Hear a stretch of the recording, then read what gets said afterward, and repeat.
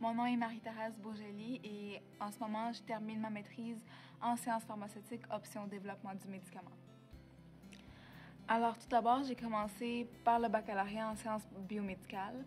Par la suite, j'ai commencé une maîtrise en administration des sciences de la santé. Je l'ai arrêtée au niveau du DSS pour poursuivre avec une maîtrise en sciences pharmaceutiques, option du développement du médicament que je termine en ce moment. J'ai pas fait une thèse en tant que telle à la maîtrise parce que c'est plus une maîtrise professionnelle qu'une maîtrise de recherche. J'ai fait un projet de synthèse qu'on appelle.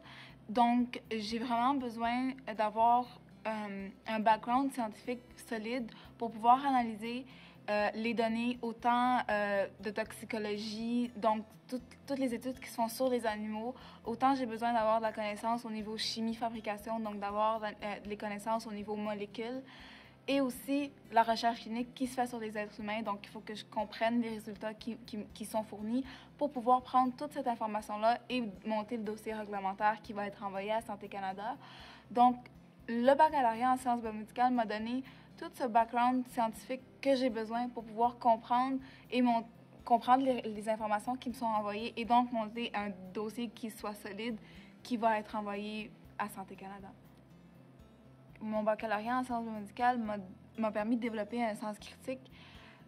Comment? Mais avec les laboratoires, avec les résultats qu'on avait à analyser et à faire nos rapports de laboratoire, ça m'a permis d'avoir une foule d'angles de vue sur un même problème pour ne pas voir le problème juste d'un point de vue.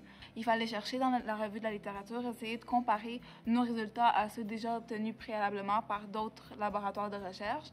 Et c'est là qu'on a pu développer notre esprit critique face aux résultats qu'on a, face aux résultats qui ont déjà été obtenus, et donc de développer un esprit d'analyse face à l'information qu'on a face à nous et de pouvoir l'adapter à ce que nous, on recherche, au but de la recherche, finalement, qu'on est en train de faire. Si j'avais un conseil à donner aux étudiants actuels, c'est vraiment de fouiller les programmes, d'aller voir ce qui n'est pas connu. Parce que moi, je le sais, quand j'étais au programme et qu'on cherchait quoi faire après, la majorité du monde, c'était ou médecine dentaire, ou les gros programmes contingentés que tout le monde entend parler, puis que quand tu te fais refuser en sortant du cégep, ben, t'appliques en sortant de ton bac, ben, je leur conseille vraiment d'aller voir ce qui s'offre vraiment dans tous les autres programmes, de chercher dans le bottin de l'université, puis d'aller fouiller, puis d'appeler les professeurs parce qu'ils sont là pour ça, ils sont là pour les aider, puis pour leur expliquer c'est quoi, puis les ouvertures après. Ça, c'est un gros conseil que j'aurais aimé avoir parce que c'était pas clair qu'est-ce qu'on pouvait faire après le bac, puis il y a vraiment une multitude d'affaires qu'ils peuvent faire.